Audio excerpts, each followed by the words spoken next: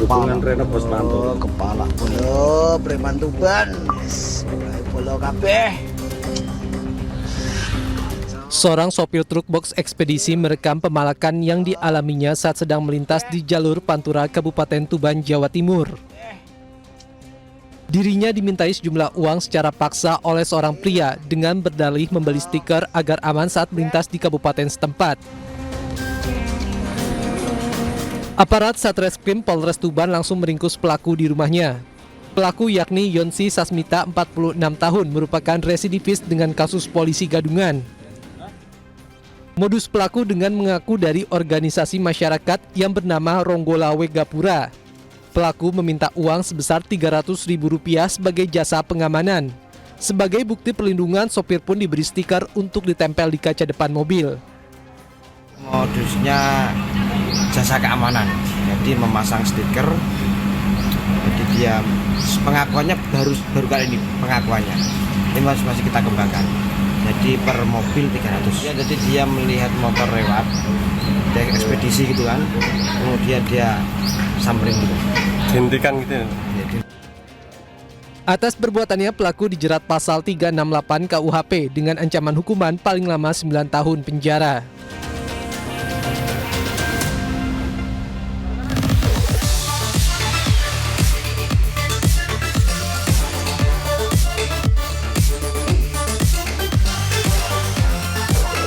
Mohon atensi, segera meluncur.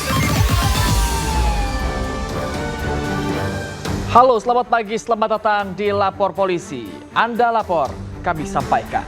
Sebuah program yang berisikan dan bertujuan menjadi wadah untuk aspirasi, keluhan, laporan, dan apresiasi kepada pihak kepolisian di seluruh Nusantara.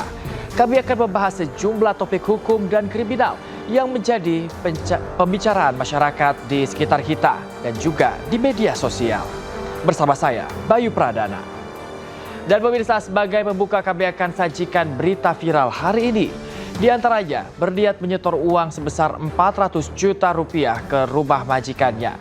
Seorang karyawan di Makassar dirampok seorang pria bersenjata tajam.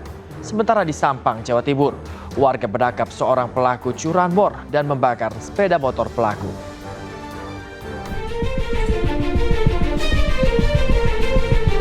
Kamera CCTV merekam aksi perampokan dengan senjata tajam di sebuah rumah di Makassar, Sulawesi Selatan. Korban yang merupakan karyawan hendak menyetor uang tunai sebesar Rp400 juta dalam kardus ke rumah majikannya. Namun tiba-tiba datang pelaku sambil membawa parang dan mengancam korban. Korban yang ketakutan tidak bisa melawan sehingga pelaku leluasa mengambil uang tersebut. Pemilik uang sekaligus majikan korban mengatakan uang tunai tersebut merupakan hasil penjualan barang campuran dan pembayaran utang dari para pelanggan toko. Polisi kini selidiki kasus dan kumpulkan sejumlah bukti untuk menyelidiki peristiwa ini.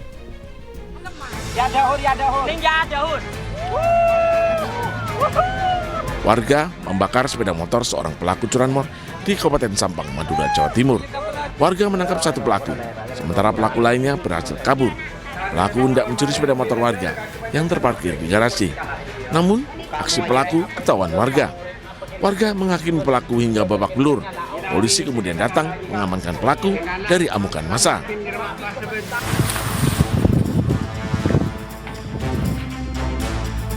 Kepala Desa Krambil Sawit, Gunung Kidul, Yogyakarta, disiram seember air oleh sekelompok penagih utang. Perlakuan tidak menyenangkan ini didapat Saptosari Sabio saat bulan puasa lalu di perempatan Legundi, Kecamatan Panggang, Gunung Kidul. Saat sedang duduk, salah satu penagih utang tiba-tiba menyiramkan air ke seluruh tubuh Saptosari. Intimidasi ini dipicu masalah utang piutang yang belum dilunasi oleh Saptosari. Pemerintah Kabupaten Gunung Kidul mengecam aksi penagih utang tersebut yang kelewat batas dan Saptosari didorong untuk menempuh jalur hukum. Tim Liputan iNews melaporkan. Pemirsa, puluhan pelajar yang sedang berkonvoi dengan senjata tajam terlibat tawuran dengan sekelompok warga di Jalan Otista Raya, Jakarta Timur, Rabu dini hari. Seorang pelajar terluka terkena senjata tajam, sementara 16 pelajar lainnya diamankan polisi setelah bersembunyi di dalam sebuah hotel.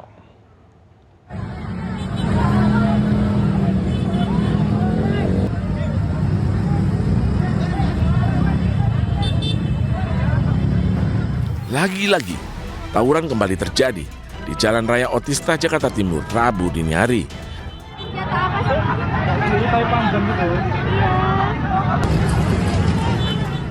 Tawuran terjadi antara puluhan pelajar dari sebuah sekolah menengah kejuruan dengan warga setempat.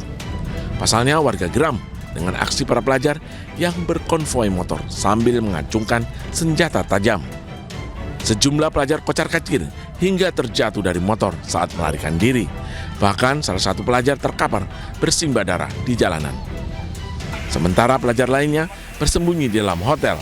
Warga sempat mengebung hotel sebelum akhirnya petugas Polsek Jatinegara tiba di lokasi mengamankan para pelajar yang berjumlah 18 orang. Itu tadi kalau saya begitu keluar dari hotel, dari arah sebelah kanan hotel itu masa anak-anak SMA gitu udah pada megang alat gitu loh, Mbak. Parang segala macam. Iya. Jadi mereka udah pada kenal, terus ya udah pada nyerang ke sini. Sama warga diberhentiin di sini nih. Nah, terus mungkin dari lawannya mereka dari sono ke sini mentok. Yang dari sebelah kanan kita nih mentok, nggak bisa kabur kali ya. Langsung cobain ke hotel. Pasca tawuran, polisi mengamankan belasan pelajar untuk jalani pemeriksaan. Polisi juga menyita sejumlah barang bukti senjata tajam. Dari Jakarta, Rizky Falufi, iNews melaporkan. Pemirsa, kita ke informasi berikutnya. Di pada razia obat keras yang digelar aparat Polsek Tanah Abang, Jakarta Pusat diwarnai kejar-kejaran antara polisi dan pedagang. Polisi meringkus 10 orang pedagang dan menyita ribuan butir obat keras serta uang hasil penjualan sebesar 68 juta rupiah.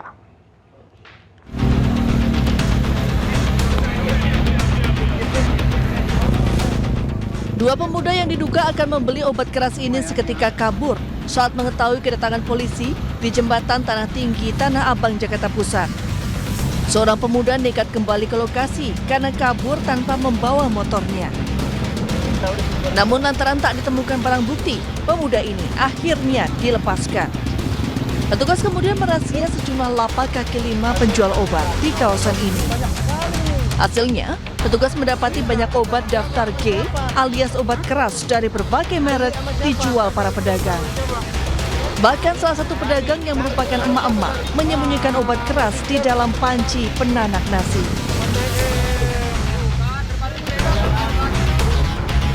Dalam razia ini polisi mengamankan sebanyak 10 pedagang dengan barang bukti ribuan butir obat keras serta uang sebesar 68 juta rupiah hasil penjualan.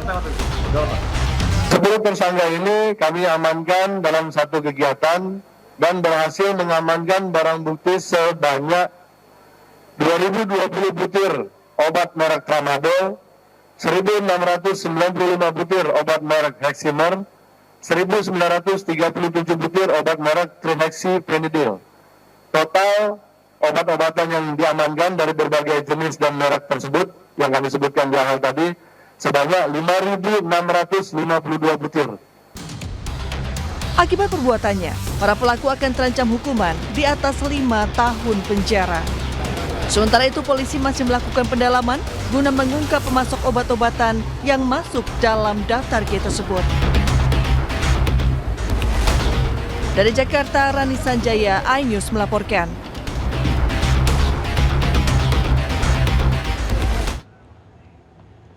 Pemain film yang juga musisi Fachri Albar kembali berurusan dengan polisi.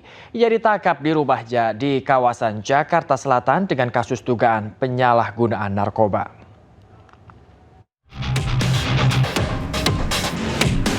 Kabar penangkapan terhadap Fachri Albar dibenarkan oleh Kasat Reskrim Narkoba Polres Metro Jakarta Barat, Kompol Fernal Armando Sambo. Putra dari vokalis grup musik God Bless tersebut ditangkap di kediamannya di kawasan Jakarta Selatan pada Minggu 20 April 2025 sekitar pukul 20 WIB.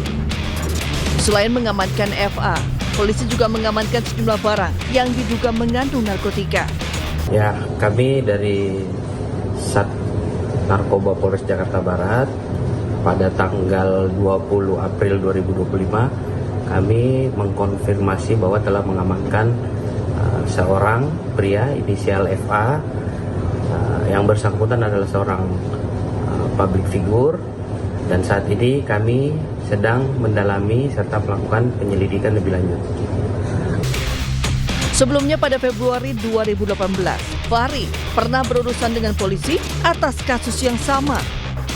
Kala itu polisi menemukan barang bukti berupa 1 plastik sabu seberat 0,8 gram, 13 tablet Lumolid, 1 butir obat Kalmet, dan beberapa alat isap sabu. Fahri juga mengaku telah mengkonsumsi ganja sejak tahun 2015 dan sabu selama 1 tahun terakhir. Dalam vonis persidangan pada 10 Juli 2018 di Pengadilan Negeri Jakarta Selatan, hakim menyatakan Fahri bersalah dan harus menjalani rehabilitasi di RSKU Cibubur selama 7 bulan. Dari Jakarta, Miftah Fulgani, iNews melaporkan. Sebuah mobil menabrak 2 kendaraan lain di Surabaya, Jawa Timur. Beruntung pemirsa 3 penumpang termasuk balita selamat dari insiden tersebut.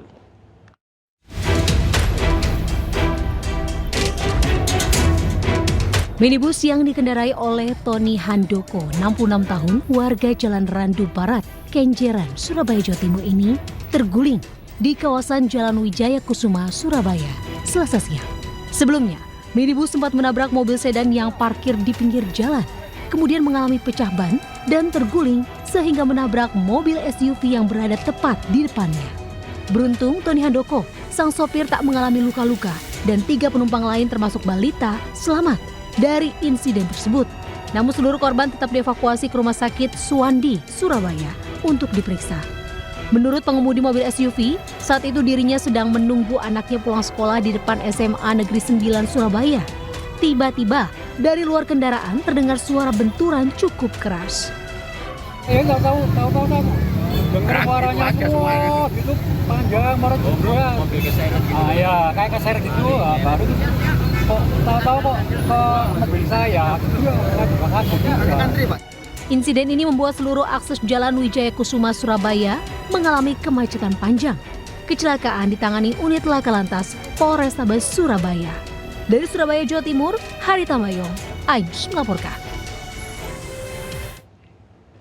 Pemirsa, sebuah mobil ambulans pengangkut jenazah tabrak trotoar hingga terguling di Jember, Jawa Timur. Akibatnya jenazah terlempar dari ambulans. Ya Allah, ya Allah, ya Rabbi, innalillahi wa inna ilaihi raji'un. Sejumlah warga berupaya mengevakuasi jenazah dari ambulans yang terguling usai tabrak trotoar di Jalan Gajah Mada, Jember, Jawa Timur. Sebelumnya, ambulans melaju dari arah kota Jember menuju Kecamatan Kaliwates. Namun saat di lokasi, motor yang mengawal ambulans tiba-tiba terjatuh.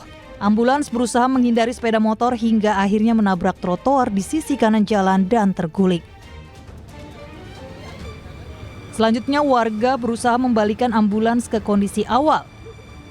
Sementara jenazah dipindah menggunakan ambulans lain untuk melanjutkan perjalanan menuju rumah kremasi di Jalan Teratai, Jember.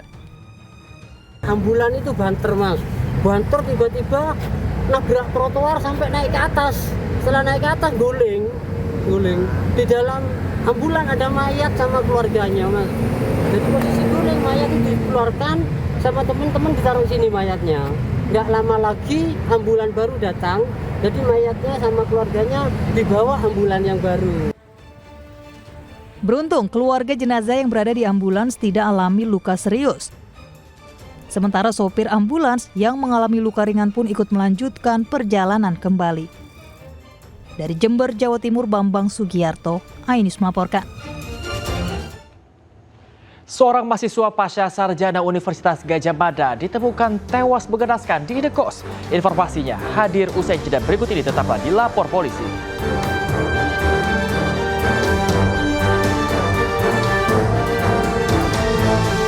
Mohon atensi, segera meluncur.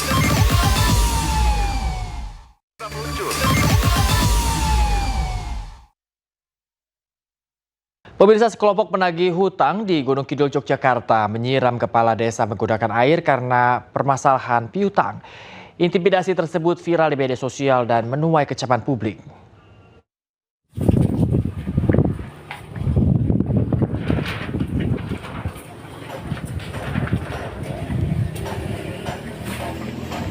Inilah video viral saat Kepala Desa Krambil Sawit Gunung Kidul, Yogyakarta, Saptosari Sapio mendapat perlakuan tidak pantas dari sekelompok penagih hutang.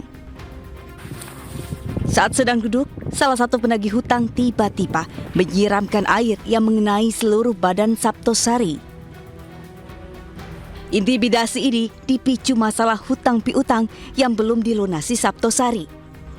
Perlakuan tidak menyenangkan ini terjadi pada bulan puasa lalu di perempatan Legundi, Kecamatan Panggang, Gunung Kidul. Itu pada bulan puasa itu karena juga saya menahan emosi, nah makanya saya terus tidak lapor pada saat itu karena kondisi baru bulan puasa. Karena sampai akan terjadi melapor ini karena diviralkan sehingga banyak warga saya yang tahu dan semua tadi terkait mendukung saya itu saja. Sementara itu pemerintah Kabupaten Gunung Kidul mengecam aksi penagih hutang tersebut yang kelewat batas. Saptosari didorong untuk menempuh jalur hukum dan mengimbau warga agar tidak terpancing.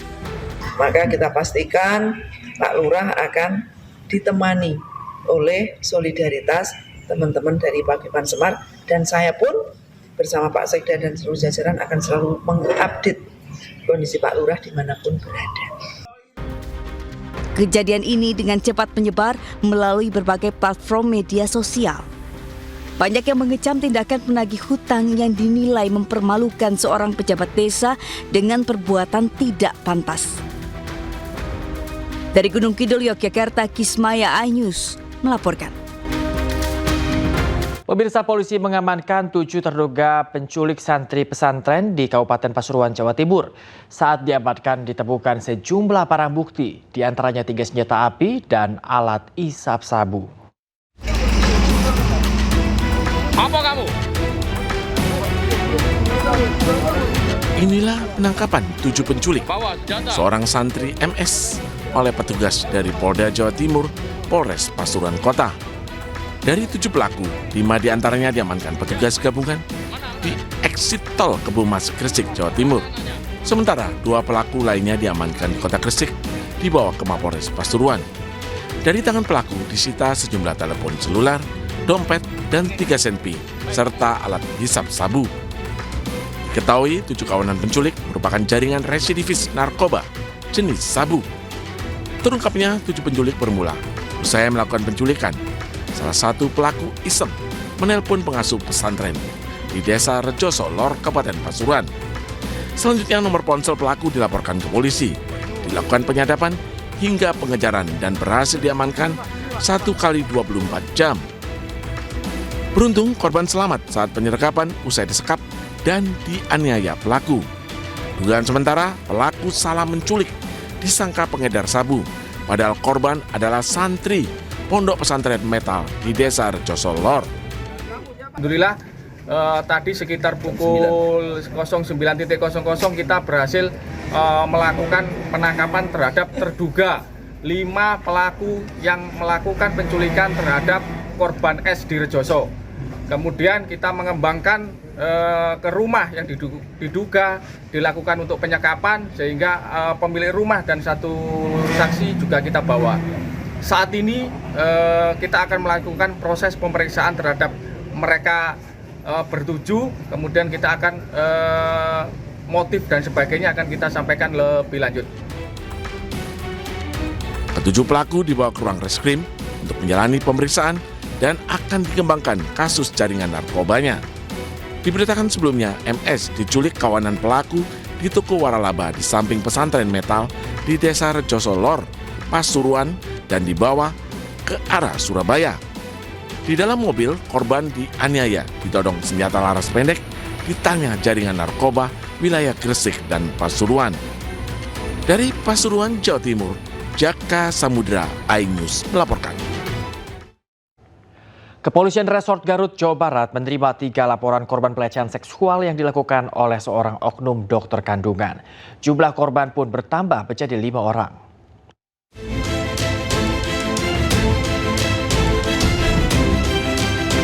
Setelah menetapkan tersangka MFS, seorang dokter pelaku pelecehan seksual di Kabupaten Garut, Jawa Barat, Satreskrim Polres Garut menerima 3 laporan baru dari pasien tersangka. Setelah menerima 3 laporan tersebut, maka jumlah seluruh korban menjadi 5 orang. Kelima korban sudah dimintai keterangan mulai dari pemeriksaan psikologis hingga visum. Kelimanya menjadi korban pelecehan seksual yang dilakukan pada tahun 2024. Dari pengakuan seluruh korban, 1 korban diantaranya mengalami pelecehan seksual di luar jam praktek. Sementara dari kelima korban tersebut, 1 diantaranya merupakan pasien yang berada di video yang viral. Dari 5 pelapor ini, salah satunya adalah alhamdulillah salah satunya dari video viral yang tersebar luas. Beliaunya sudah mau melaporkan didampingi oleh suaminya. Laporan pertama yaitu dilakukan yaitu di luar praktek, yaitu di kos-kosan. Kemudian yang 4 korban 4 ini semuanya dilakukan di klinik tempat di mana dia praktek. Hingga saat ini Polres Garut masih membuka posko aduan terkait pelecehan seksual oleh oknum dokter kandungan. Dari Garut, Jawa Barat, Solihin iNews melaporkan.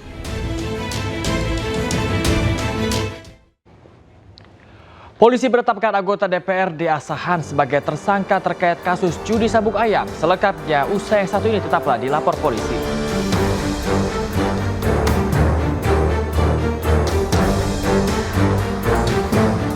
Mohon atensi, segera meluncur. Segera meluncur. Terima kasih pemirsa, Anda masih dilapor polisi. Anda lapor, kami sampaikan. Pemirsa, polisi menetapkan anggota DPRD Asahan sebagai tersangka judi. Pelaku berinisial PP terbukti memfasilitasi permainan judi sabung ayam di rumahnya.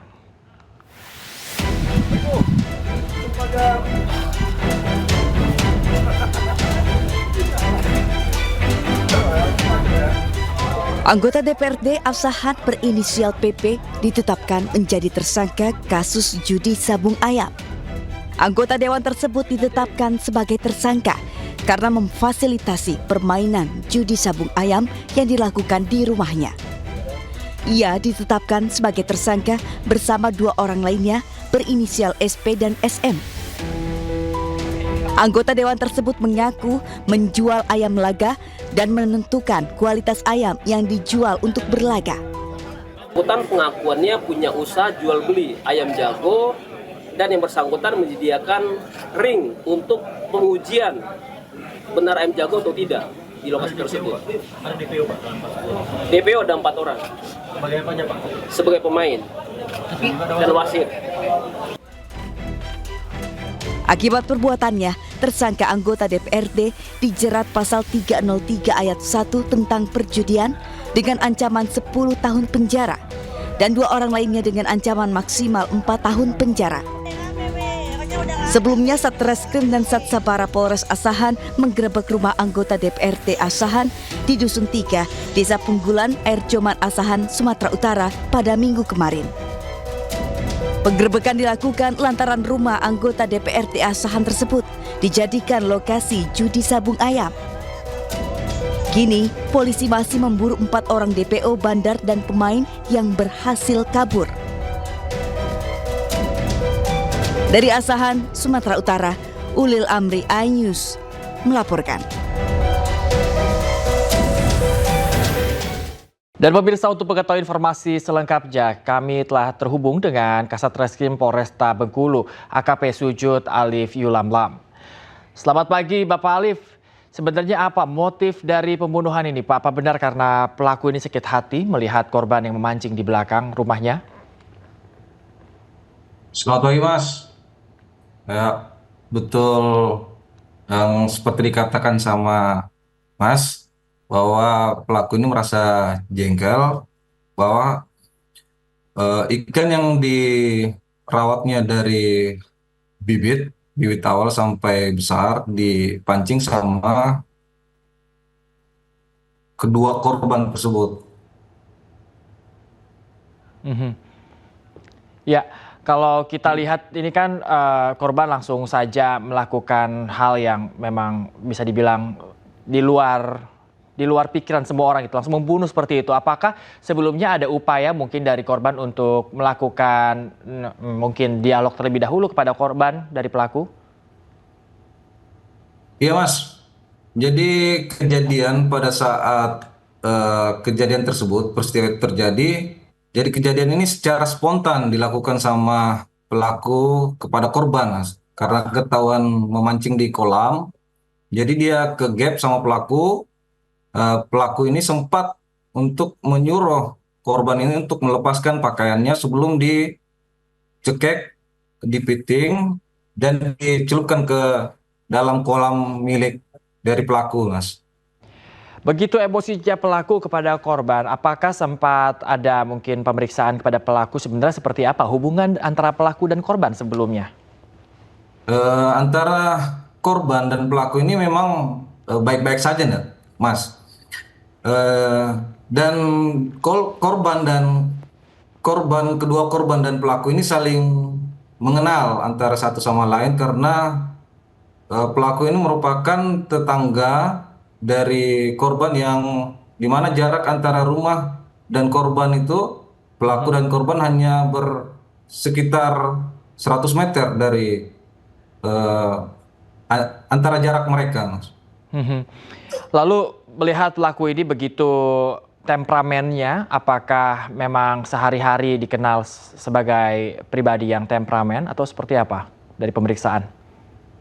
Untuk dari pribadi dari pelaku ini memang sempat memberikan keterangan bahwa memang lagi ada permasalahan yang sehingga pada saat ada sesuatu yang memicu untuk kejadian tersebut dia melampiaskan emosinya. Makanya kita lagi memintakan dan hari ini kita pelaksanaan pemeriksaan untuk litmas penelitian masyarakat terkait dengan keseharian dari pelaku ini karena pelaku ini masih berstatus anak. Ya, pelaku ini masih pelajar atau seperti apa sebenarnya, Pak? Pelaku ini masih bersekolah, Mas. Masih bersekolah? Kelas 2 di SMK salah satu sekolah di Kota Bengkulu, Mas. Saat kejadian apakah ada saksi, Pak? Untuk saksi pada kejadian tersebut memang nggak ada. Tetapi berdasarkan olah TKP yang pada awalnya kita laksanakan pada sekitaran Danau Jenggalu yang ditemukannya mayat dari jenazah atas nama Abiu yang kita duga, kita memperoleh petunjuk dari oleh TKP tersebut dan kita melaksanakan full bucket penyelidikan terkait dengan informasi yang berada sekitaran dan kita juga dibantu sama keterangan-keterangan yang kita peroleh dan kita dapat bahwa pelaku yang melakukan pembunuhan tersebut, gitu Mas. Iya, Pak Alif, pelaku ini kan masih bersekolah seperti itu ya, dan juga memang kejadian ini terjadi karena tadi bisa dikatakan spontan karena memang pelaku ini sudah sebelumnya ini ada background atau latar belakang memang sudah ada masalah, kemudian ada kesempatan untuk melakukan hal tersebut, akhirnya terjadilah hal seperti ini. Apakah setelah akhirnya tertangkap terlihat dari pelaku ini ada rasa penyesalan atau seperti apa? Untuk penyesalan, pada saat kita ambil keterangan kepada pelaku, tentunya dia merasa menyesal atas perbuatan yang dilakukan oleh pelaku, gitu Mas.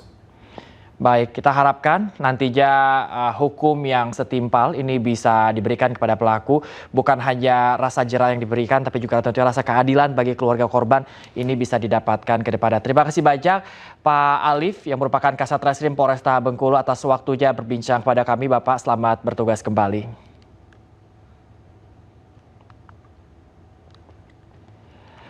Pemirsa, seorang lansia tewas terjebak kebakaran di kawasan padat penduduk di Kota Makassar. Evakuasi korban berlangsung dramatis, harus melalui balkon lantai 2 rumah hingga diwarnai isak tangis keluarga.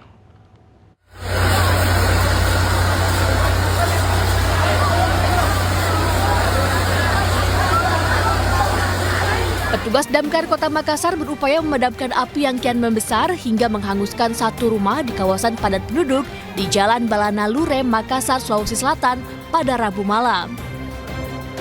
40 menit waktu yang dibutuhkan petugas memadam hingga berhasil menjinakkan api. Dibantu pihak kepolisian yang berjaga guna menghalau warga yang terus berdatangan menyaksikan secara dekat kebakaran. Satu rumah berlantai 2 hangus terbakar. Ironisnya, dalam proses pendinginan, seorang lansia berusia 50 tahun ditemukan tewas terbakar akibat terjebak di dalam kamarnya sendiri di lantai 2. Proses evakuasi oleh sejumlah petugas gabungan diwarnai isak tangis keluarga yang tidak dapat menerima keluarganya tewas dalam peristiwa ini. Diduga korban sempat menyelamatkan diri namun kondisi fisik yang lemah dan api cepat membesar membuat korban terjebak.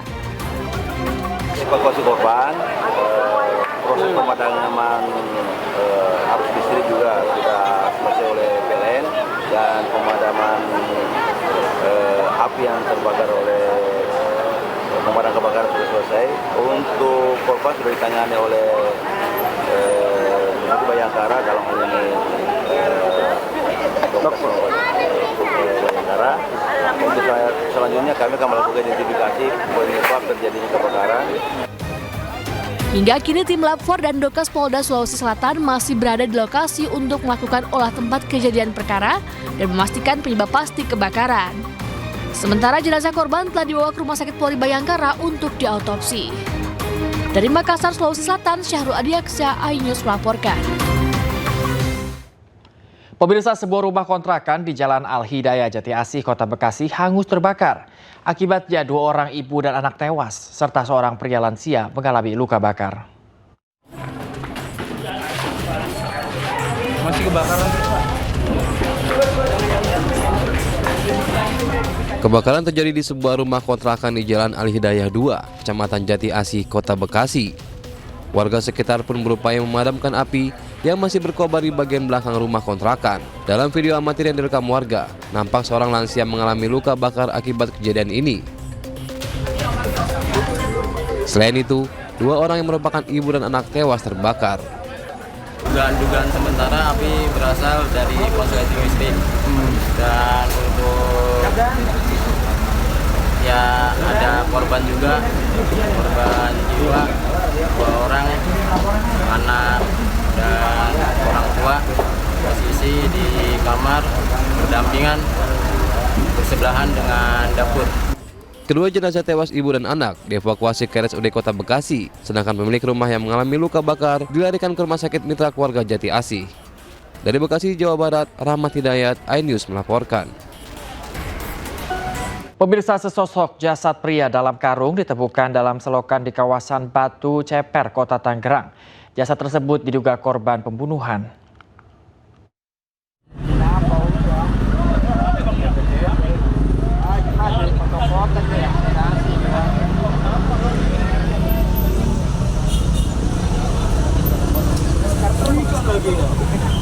Kepolisian mengevakuasi sesosok jasad yang ditemukan di dalam selokan di Jalan Daan Mogot, Batu Ceper, Kota Tangerang.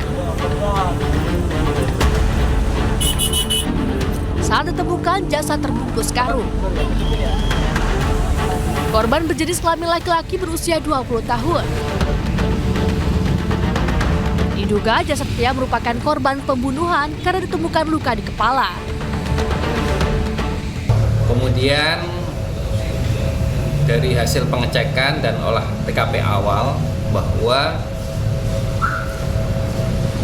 benar telah ditemukan mayat di dalam karung tersebut, dan saat ini perlu saya sampaikan bahwa dari pemeriksaan luar ya, bahwa mayat adalah seorang laki-laki. Namun saat ini identitasnya belum diketahui, saat ini masih Mr. X. Dan dari hasil pemeriksaan luar tadi bahwa ada kekerasan ya pada kepala termasuk bagian tangan. Jasad korban kini dibawa ke RSUD Tangerang untuk keperluan otopsi dan identifikasi. Bagi warga yang merasa kehilangan anggota keluarganya bisa mendatangi RSUD Tangerang untuk dilakukan tes DNA untuk memudahkan identifikasi korban. Dari Tangerang, Banten, Sukron, iNews melaporkan. Viral di media sosial, warga Sukahaji menjadi korban kekerasan oleh oknum ormas di Bandung, Jawa Barat. Informasinya usai jeda berikut ini, tetaplah di Lapor Polisi.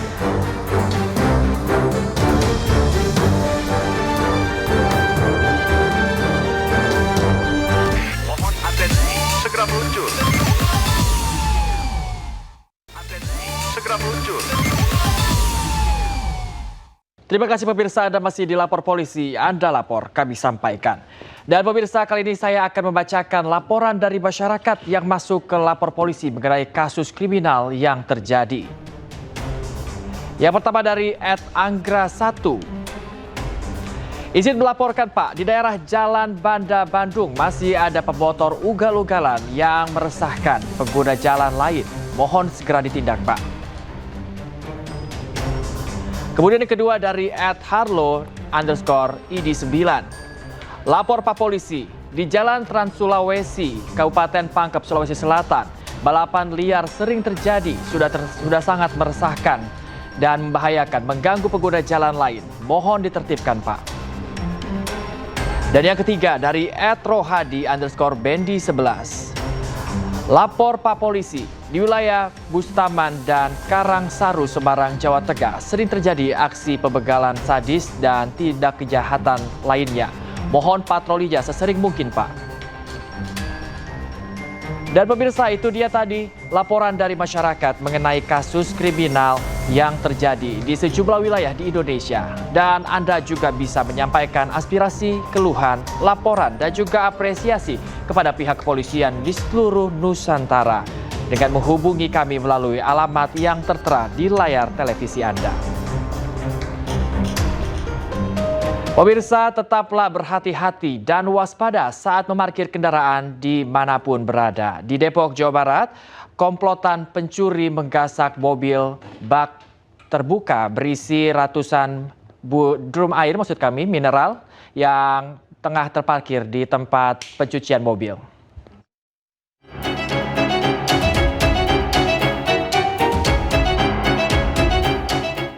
Inilah rekaman kamera pengawas saat dua orang pria mencuri kendaraan niaga bermuatan ratusan dus air mineral yang tengah terparkir di sebuah tempat cuci kendaraan di Jalan Radar Auri, Cimanggis, Kota Depok, Jawa Barat. Pelaku tak kesulitan membuka pintu dan menyalakan mesin mobil dengan cara mendorongnya.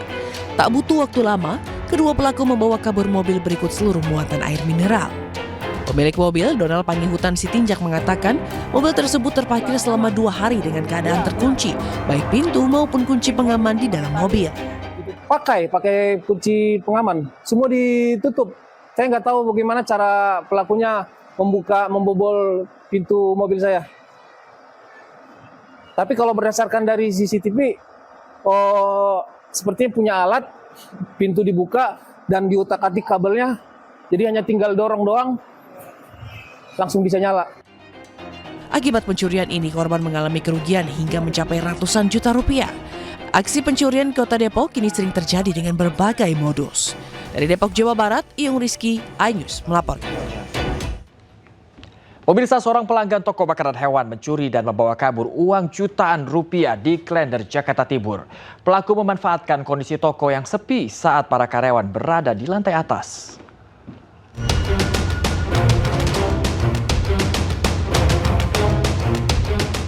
Kamera CCTV merekam saat komplotan pencuri beraksi di toko makanan hewan di Jalan Raya Wijaya Kusuma, Klender, Durensawit, Jakarta Timur. Pelaku memanfaatkan kondisi toko yang sepi saat para karyawan berada di lantai atas. Hanya dalam hitungan menit, pelaku berhasil membobol gembok pagar dan membawa uang tunai sebesar Rp2.500.000. Pelaku yang diduga lebih dari 1 orang ini masih pelanggan toko. Lagi sholat subuh, terus pas balik dia udah kebuka, gerbang juga udah nggak ada. Dia pas dilihat lagi udah kosong duit. Tuh. Pelakunya ada berapa, Bang? Pelaku di antara 1 atau 2 gitu. Atas kejadian ini, pemilik toko langsung melaporkan kasus ini ke Polsek Durensawit, Jakarta Timur. Dari Jakarta, Rizky Falufi, iNews melaporkan. Pemirsa, pasangan suami istri ditangkap anggota Satuan Reserse Narkoba Polres Kediri lantaran menjadi bandar sabu. Dari tangan tersangka, polisi mengamankan sabu seberat hampir 1 kilogram.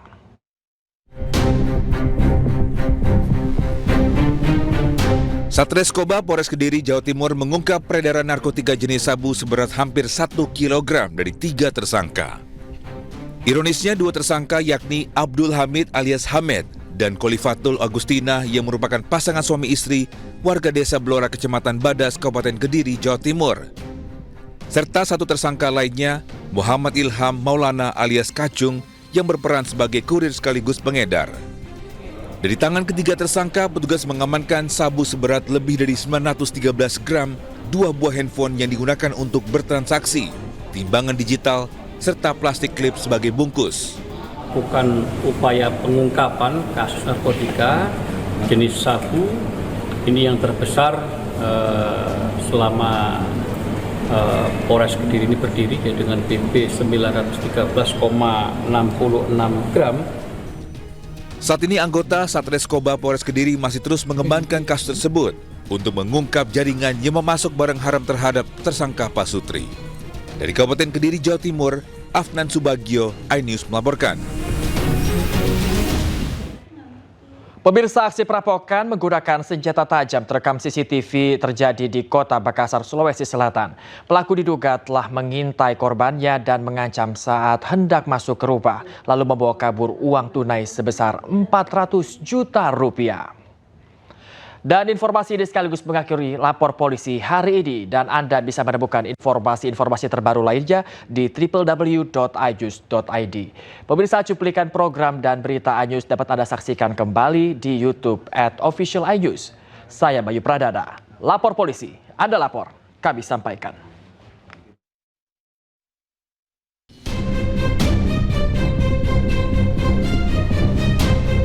Inilah rekaman CCTV aksi perampokan di Jalan Anuang, Kota Makassar, Sulawesi Selatan. Korban yang merupakan karyawan hendak menyetor uang tunai sebesar 400 juta rupiah dari dalam kardus kepada bosnya, tiba-tiba dihampiri oleh pelaku yang datang membawa senjata tajam jenis parang. Korban yang ketakutan membuat pelaku leluasa membawa kabur uang tunai milik korbannya.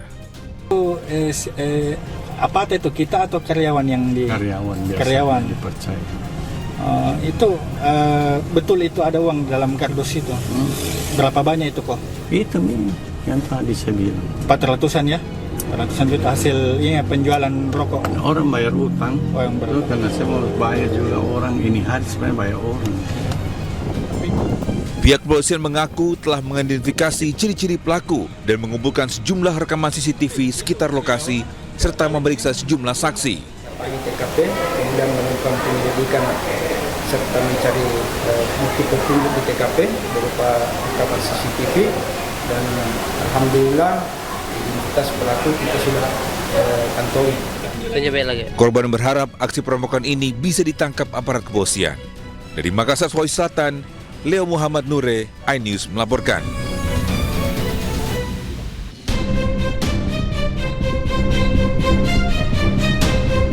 Inilah rekaman CCTV aksi perampokan di Jalan Anuang, Kota Makassar, Sulawesi Selatan. Korban yang merupakan karyawan